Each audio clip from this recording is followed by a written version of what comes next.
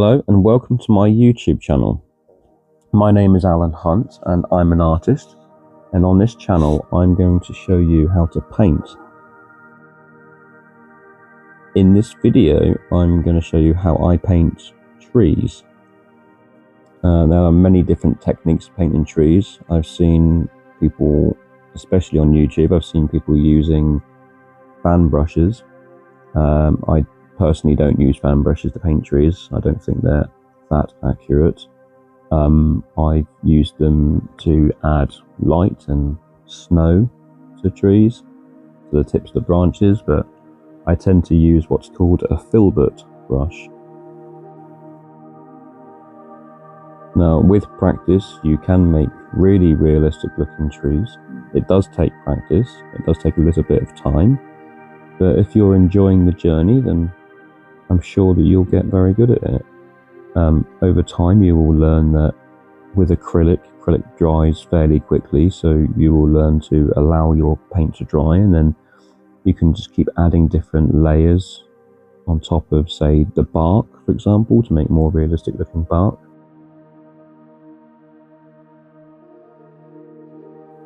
For this first step, I will show you how I use my brushes to create basic evergreen trees.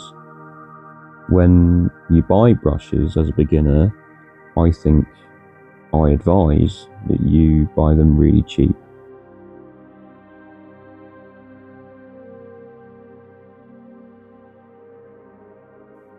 In Britain, we have shops like The Range or The Works where you can buy cheap brushes.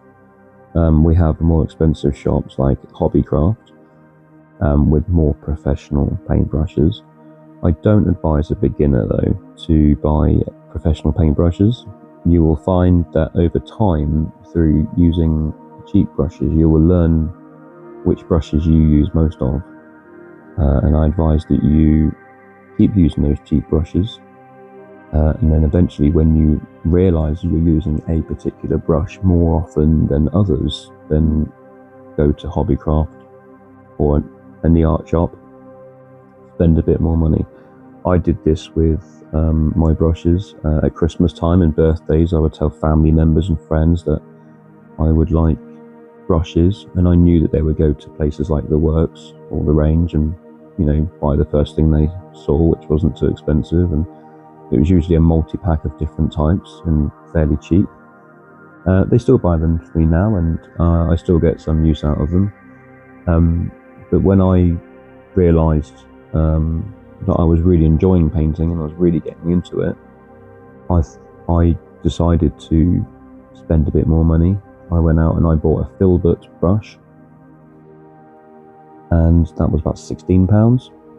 It's lasted about 2 years so far, and I'm still using it on almost every single painting that I do. As I said, I don't really use fan brushes for trees. I haven't spent any money on fan brushes other than the cheap brushes. I spend a lot of money on really fine brushes because I find that because they're so fine, they don't last very long before the fronds start to sort of separate.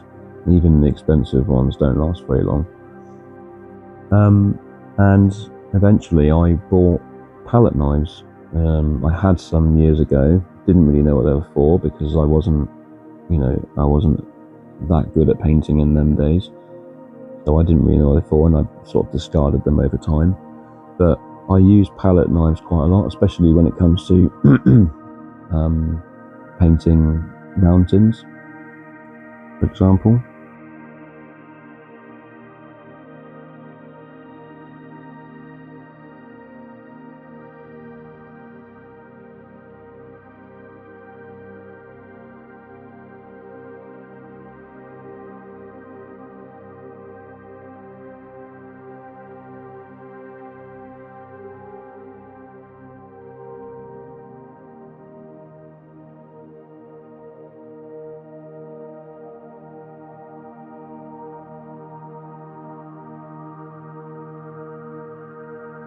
So when I paint trees, I tend to start with very dark tones, so I'll paint all the deep dark shadows of the tree, and then I will add different layers of green, starting with darker greens, slowly working my way up to the light greens. Then I will add highlights. If you're creating a snow scene, you have to look at the colour of snow. It's not necessarily just white. There'll be other tones within it, purples, blues, maybe yellows. Now with the filbert brush, with the way it's shaped, sort of like a circular tip, when you lay a filbert down on paper, the top of the tip of the brush touches down first, and then the sides sort of fold down afterwards. And if you do a sort of flicking, tapping effect, which you'll see in the video, they create these interesting, almost conifer leaf effects, which are good for pine trees as well and other evergreens.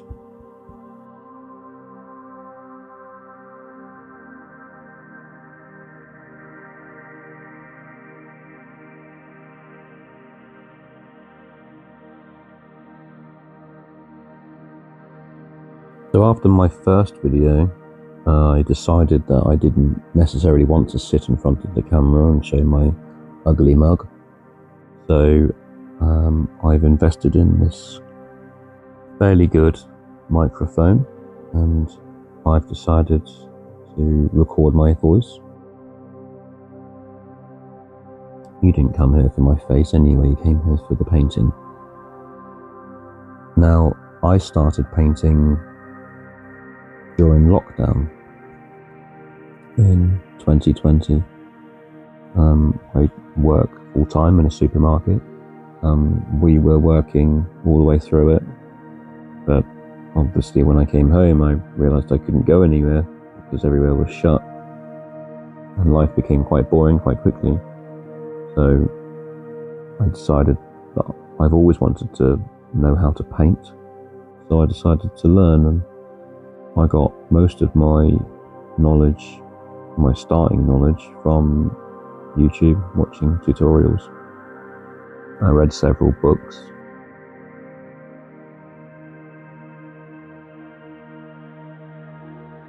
I attempted to paint years ago with gouache and with watercolour, and while I enjoyed it, I didn't really know what I was doing. When I was a kid, I went to college in Poole and Dorset, which is where I'm from, and I did a college course, a foundation art course, and then in my early 20s I did a national diploma in art, and I actually discovered that the thing I really liked was acting, and I acted in a film about heroin addiction with a German girl that I met there. But I have always drawn, always done little doodles.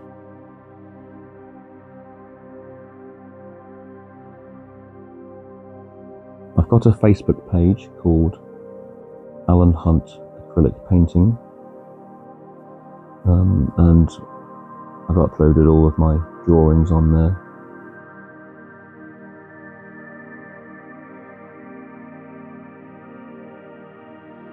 I have interests in lots of different forms of art. I like wood carving. I have a workshop where I make things out of wood.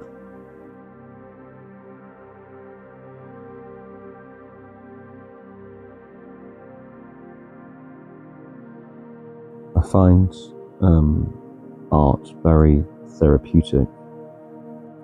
I have Tourettes Syndrome, and it does affect my life quite negatively in some ways. Most people don't know I have it. My friends and my employers know, but mostly people with Tourette's can go through life without anyone ever really knowing they have it. And it's not necessarily what you see on TV. And they always seem to show the worst cases on TV, like people shouting and swearing, but only about 3% of people with Tourette's swear. That's not how it's portrayed in the media. But I find painting, it calms me down, it relaxes me. Last night I went to bed at 5 p.m. because I was painting some pigs as a commission, and I was falling asleep as I was doing it, so I decided to go to bed. The Tourette's causes me a lot of insomnia, and I am sick a lot because that then affects other mental health issues I have. I have attention deficit hyperactive disorder. I have obsessive compulsive disorder, depression, anxiety disorder, or generalized anxiety disorder. And these all have a knock-on effect.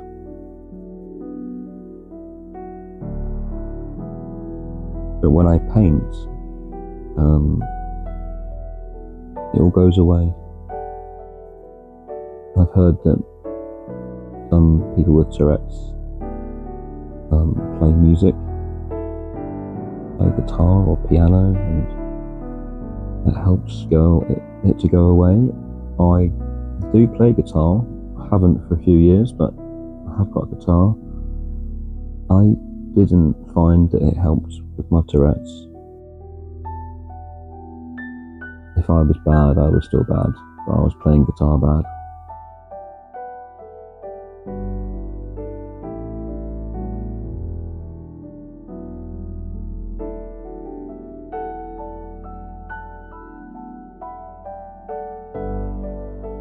With having OCD as well, painting helps to calm that down.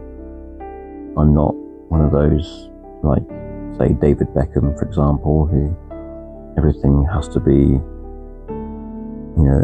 perfectly aligned or whatever.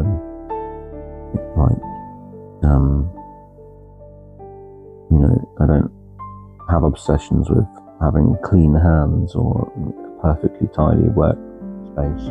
I've always been quite disorganised, and that was one thing that always came up in school reports. I was very disorganised, always a bit scruffy. I've always been a bit scruffy. And these things don't matter to me. They never have. I don't care what I look like. I don't care how tidy I am. I don't think that's important.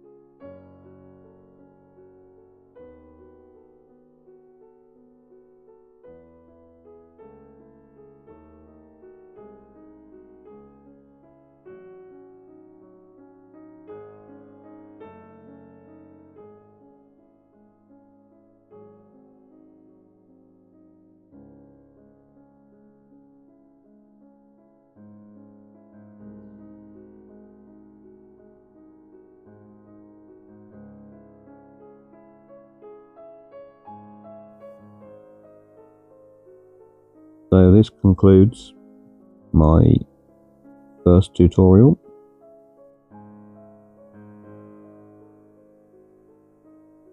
Thank you for watching. I hope that you've learned something. I hope that you can subscribe and return to my channel. Hopefully I can teach you something else.